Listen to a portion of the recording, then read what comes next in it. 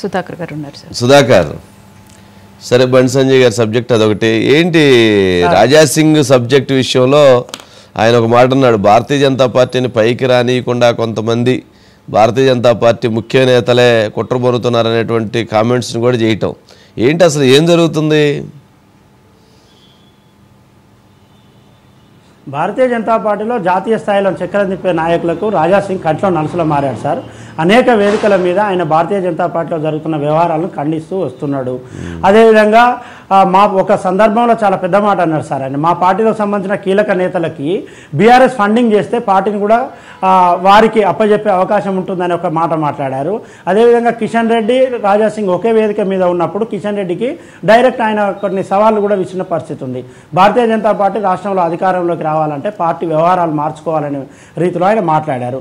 అదేవిధంగా కిషన్ రెడ్డికే నేను ఒక లవ్ లెటర్ ఇస్తున్నా అంటూ మాట్లాడారు. మాట్లాడిన తర్వాత ఈయన ఎమ్మెల్యే కాబట్టి ఈయన రాజీనామాకు సంబంధించిన అంశాన్ని జాతీయ పార్టీకి అప్పగిస్తూ జాతీయ పార్టీకి పంపించింది రాష్ట్ర కమిటీ. పంపిస్తే జేపీ నడ్డా ఈయన రాజీనామాను ఆమోదిస్తూ నిర్ణయం తీసుకున్నాడు.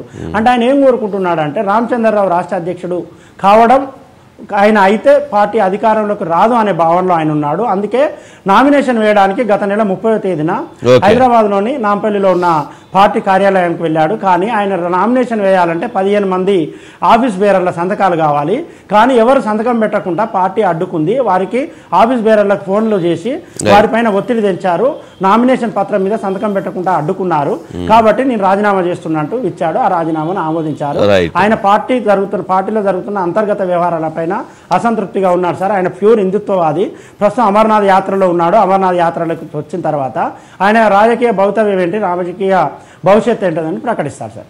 రైట్ సుధాకర్.